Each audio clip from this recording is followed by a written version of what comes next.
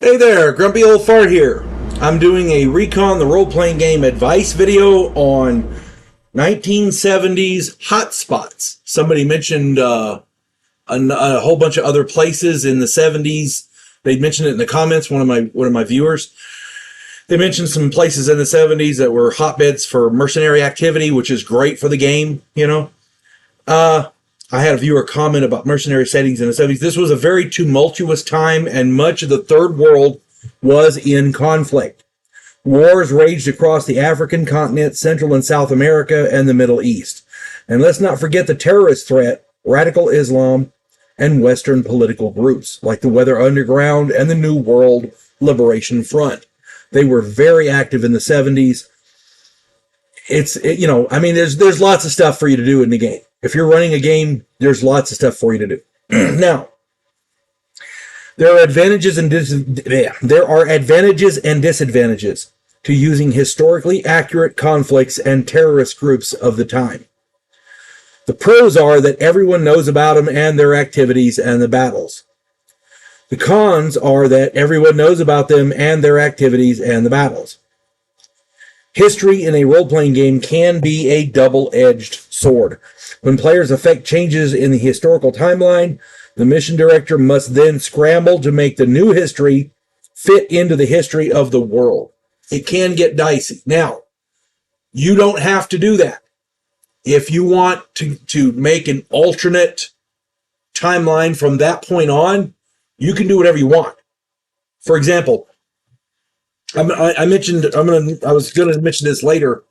For example, what happens if one of your players comes across Bill Ayers and Bernadine Dorn in the 70s and guns them down, kills them?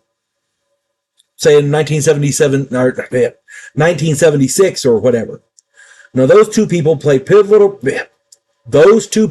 Bill Ayers and Bernadine Dorn, play pivotal roles in the lives of Barack and Michelle Obama. Without Dorn, the Obamas might never have met. Without Ayers, it is possible we would never have had President Barack Obama. I'm not going to go into the political details there, but my contention is they were pivotal in that man's rise to the Oval Office. So, if you want to change everything from say whatever this time happened on, that's fine. You can do that at your game. It is fantasy after all, but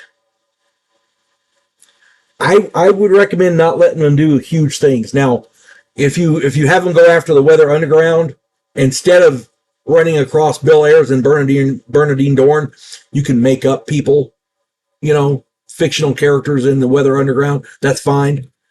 Another example, what if your players change the outcome of a failed rebellion? For example, in an African country. This would change the balance of power in the region, and a whole new political situation might present itself in the 1980s or 1990s, possibly even earlier in the late 1970s. My contention again there is if you want to change everything about the present in your game, then do whatever. That's fine. It is fantasy. I don't like to do that because people's frame of reference will change, and it's hard to it can make things difficult in the game. So that being said, because of this, I prefer to use the fictional world created in the book. The fictional nations and conflicts give more than enough background and information to base a conflict in those regions. I recommend fleshing out the areas and situations a lot more so that there's enough meat on the bone, so to speak. I'm going to use my son's character as an example. Right now, his character is being employed by a nation to organize and train anti-guerrilla forces on their border with a hostile enemy. This enemy sends guerrilla forces into the area to spy and conduct sabotage operations and all kinds of different things. Both nations are trying to build their armies up after a devastating conflict. My son's character is training teenagers and old men as soldiers. They are conducting long-range reconnaissance patrols and are trying to keep the local villages loyal by seeing to their needs, medical, agricultural, etc., getting them the equipment they need, that kind of thing, and making them feel important. It's essentially the same role he was playing as a soldier in Vietnam, except because that's where this character started. And then when he left Vietnam, now he's a mercenary. But he's doing it in a Central South American setting. The weapons and equipment he's forced to work with are outdated and in short supply, which forces him to deal with the black market. Drug smugglers are a constant problem, as are government agents, the local police who don't like him. The police are arresting his guys because they're carrying guns. He has to go get them out of jail, that kind of thing.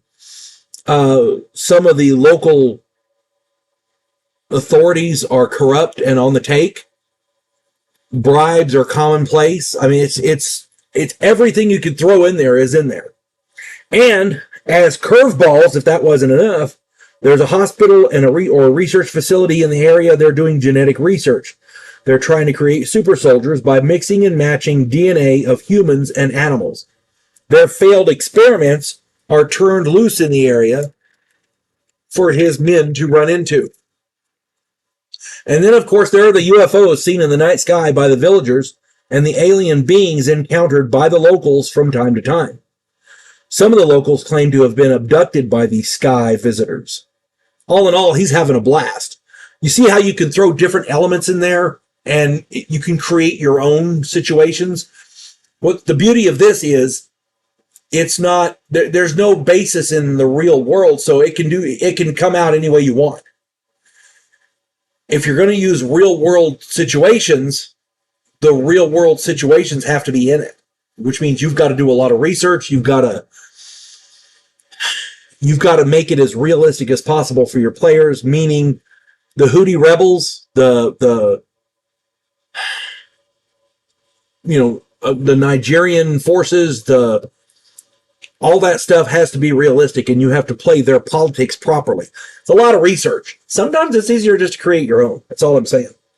I recommend creating your own adventures from the fictional information in the book. But if you choose to use real-world conflicts and adversaries, again, be sure to do your research. I recommend creating fictional agents to use against your players so that when your players blast them to smithereens, you don't have to rewrite history.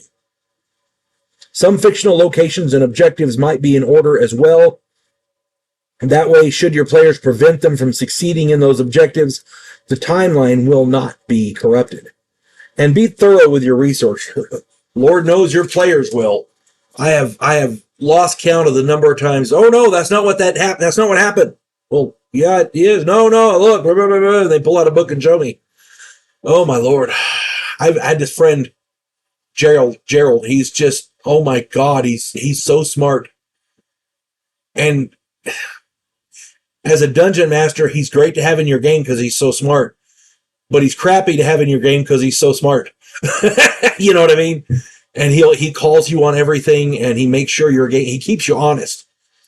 The worst part is he's usually right. Anyway, I really hope you have fun playing Recon. It's a great game. I started to say Dungeons and Dragons. Can you imagine that? I have fun playing this game. That's the main thing. And if you got to rewrite a little bit of history, that's okay. Remember, it is fantasy.